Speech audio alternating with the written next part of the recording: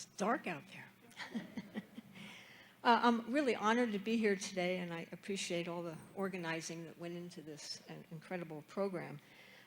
As usual, I'm very honored to be here with such a large group of service members, mostly men, and that's how it always works out, knowing the percentages of women in the service.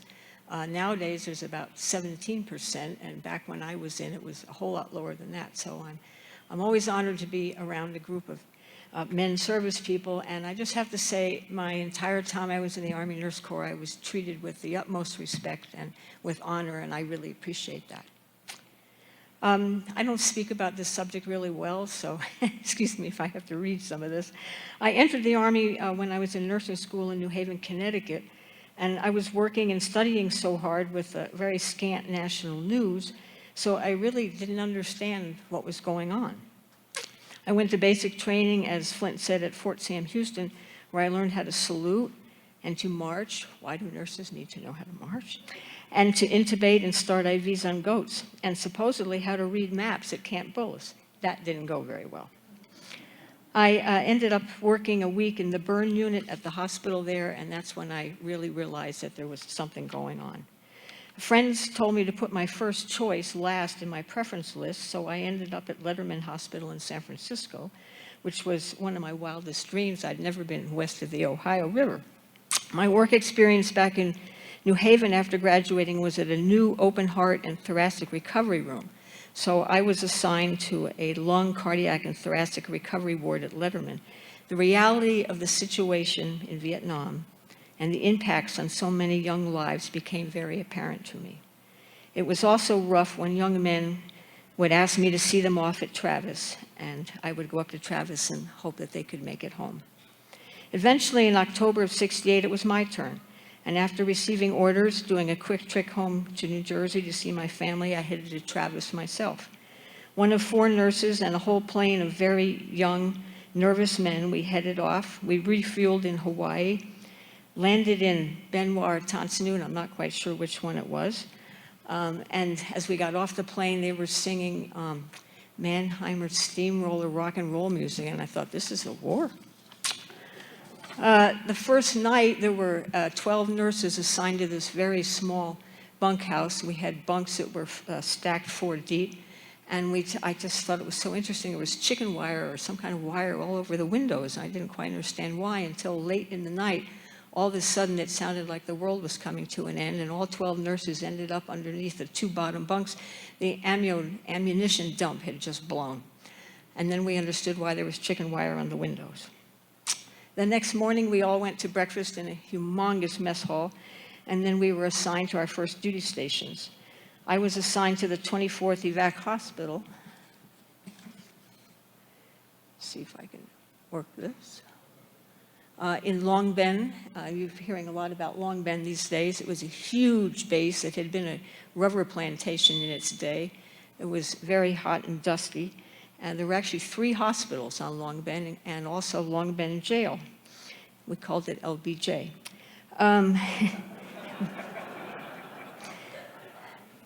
I took a bus to the 24th Evac Hospital, and again, there was chicken wire all over the windows, but by that time I knew what that was about. And the hospital that I was assigned to was a very large hospital, all made of Quonset huts. And we had a big water tower in the back with a red cross on it that was an easy target. And we received all types of casualties. We had 400 and some odd beds. We were a neurosurgery, brain and spine specialty hospital, but we took casualties of all kinds. I was assigned to the emergency triage area. Triage, in case you're not familiar with it, is a system where, as somebody mentioned, they put H's on a forehead to go to the hospital. We had to do more than that, and if there was a huge accident out here on I-70, the EMTs would have to do the same thing.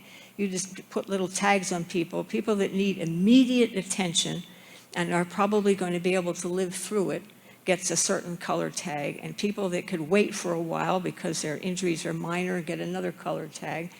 And then there was the last tag, which is a brown tag, and those are people called expectant category, meaning that they were expected to die and probably we wouldn't be able to save them, so they would be taken care of last. And that was a very difficult decision for a young 22-year-old nurse to make, but I was in the triage area doing that on a regular basis. We had helicopters and ambulances arriving constantly day and night. We worked 12-hour shifts 6 days a week and sometimes more than that.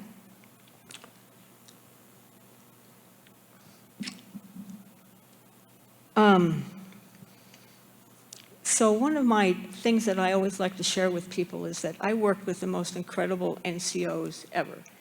And you have to know most of the nurses that arrived there were right out of nursing school, and we really didn't know much at all. And the ones that thought because they had butter bars on and were a second lieutenant that they were big stuff didn't get very far. Because these NCOs, most of them had worked in the Korean conflict, and they knew. So I learned within the first 2 days just to keep my mouth shut and learn as much as I could. And I learned in that emergency room more in 1 month than I could have learned in 4 more years of school. And we were just busy all the time. I'm not going to go into a lot of horrific stories because you've all witnessed enough of those and you don't need my stories on top of yours. But I really want to get through this without falling apart. So I'll just share some amazing moments. Some of you have shared stories about when you thought your career was over, having to do with a general. And I've got one of those. I was sitting in the ER minding my own business and with my little butter bars on, and a helicopter came in and I was told that a general was on board.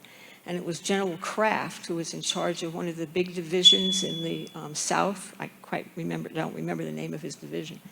So he strolled in, and he had a bunch of aides behind him. And I just stood up right away. I said, sir, we have this rule here in the hospital. You can't have any weapons.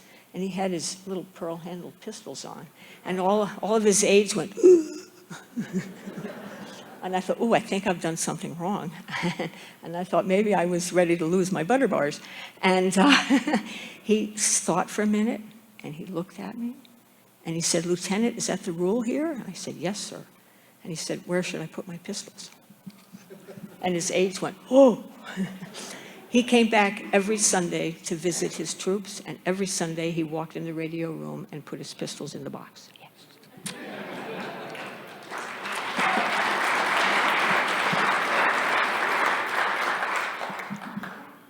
When things got slow, which wasn't that often, we went on what were called med caps.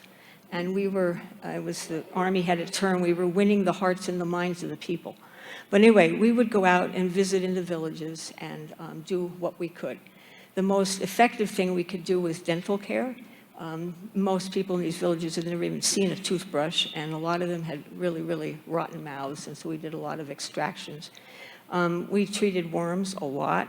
The reason the Mekong River is so brown is because things go in there that shouldn't, but they also wash their vegetables in there. And so one of the things in the villages we would try to teach people was to boil water to cook their vegetables in, and to put your vegetables in the river to wash upstream, not downstream of the latrine. And so I made lots of friends with the children. I was a bit of a absolute creep over there for them. They'd never seen a redhead. My hair was very red in those days. And they'd never seen a redhead, let alone a round-eyed, blue-eyed woman. And so the kids would all come up and want to touch me and touch my hair. And children are the same all over the world. We play games, we'd sing songs together, and that was quite wonderful. Maybe some of you were stationed in Long Bend will remember there was a village not too far out of Long Bend of North Vietnamese who had walked. There's a very famous walk that North Vietnamese Catholics had made with their priests to leave North Vietnam and find freedom. And so there was a small village. Many of the adults were, the older adults died on the way.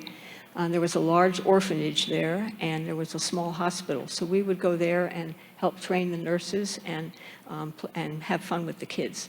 And during holidays, the kids would all come to the hospital, and we'd have a good time together. Let's see. And then I actually got a silver bar, and I got my first lieutenant bar, which was a really big deal. Another interesting story is I was sitting on the steps of my emergency room on the night of July 20th, 1969.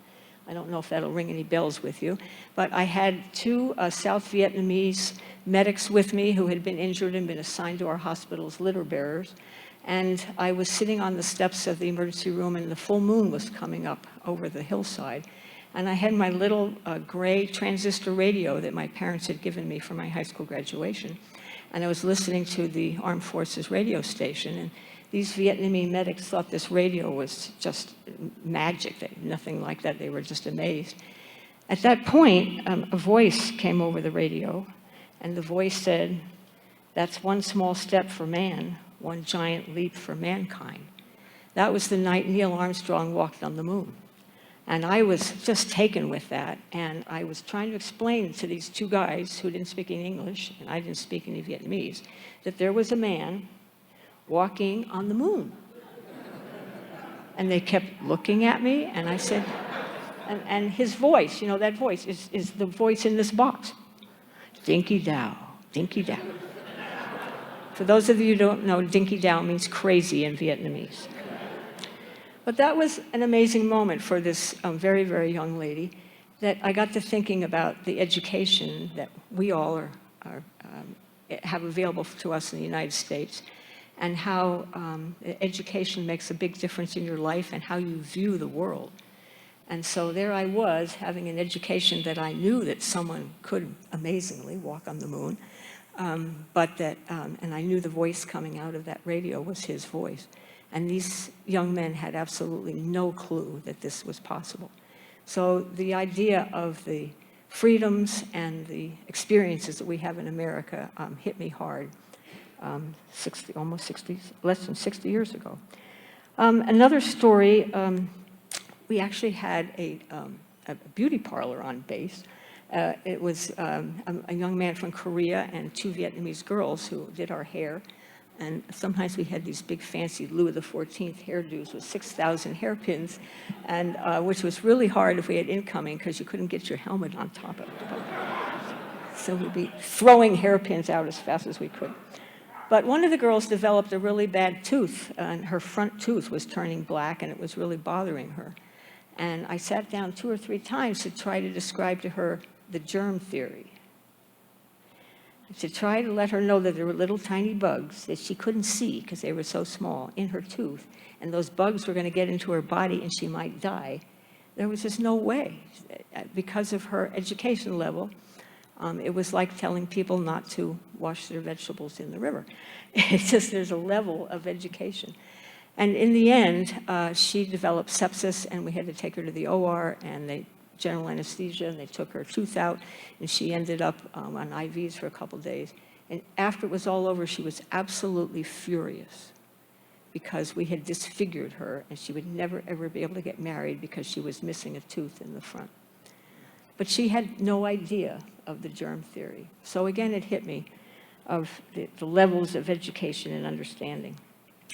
The other time I almost lost my butter bars, we had a visitor. We had lots of visitors, and I'm sure that Flint can attest to in Long Bend, lots of celebrities and lots of guys with lots of stars. And one day we were told Mrs. Nixon was coming. And so the last ward at the very end was a ward where young men who had very minor things like some diarrhea from eating the wrong stuff or had malaria, where it was a small medical ward. Those guys were all showered, got haircuts, were shaved, and their pajamas were washed and ironed. And this is the ward they were going to take Mrs. Nixon to. And we were all told to stay out of sight, and that she was going to walk from headquarters down that ramp to that last ward. Well, many of us were kind of upset about that. And so there were 4 of us that went the back way and went into the main neurosurgical ward, which was full of striker frames. That's the ones where you can turn somebody like this so they don't get pressure sores, because they had severe spinal injuries and all of the brain injuries. And it was a pretty gruesome looking ward. So as she walked back out and went past that ward, I opened the door and I said, "Mrs. Nixon, would you like to come in here?" And she took about 4 steps in, turned white as a sheet, and her aides rushed her out. And I got an Article 15 for that one.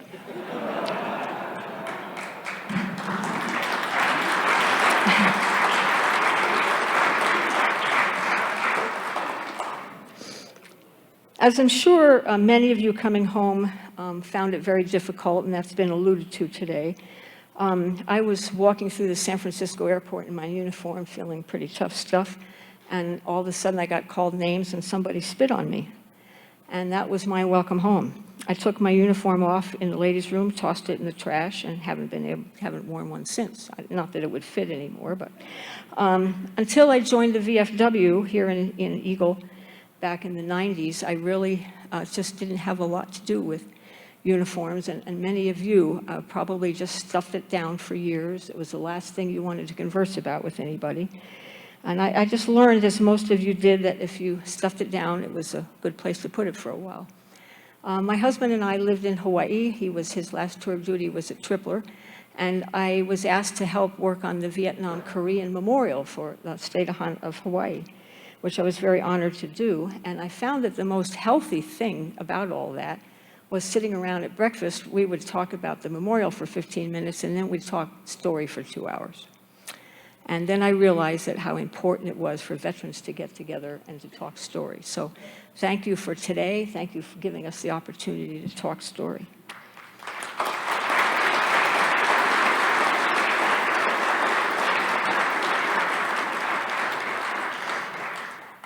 I've been working with veterans in many roles ever since and have found it very healing for me and very rewarding to assist fellow veterans and to have them have opportunities to find their friends, talk story, and have meaningful lives. After retiring from 45 years of nursing, I took on the incredibly rewarding position of Veteran Service Officer in Eagle County, and I'm retiring from that in a few months. Thank you. I must say that professionally, my most important part of my time in Vietnam was working in triage and working with the expectant patients. And I ended up in the expectant area of our emergency room quite a lot. And it was it was really tough duty. Most of these guys were asking for their mom or their sister or their wives. I was a white Caucasian, and I hadn't seen one in a long time. They were under a fair amount of medication, and all they just really needed was somebody to hold their hand and hug them and listen to them. And I did a lot of that. So when I did come back to nursing many years later, I ended up working for hospice. And I did hospice for 15 years. And I really appreciate the fact that I learned how rewarding that is and how important it is when I was in the Army. So I'm very thankful for my Army career, and I'm thankful for all of you, and welcome home.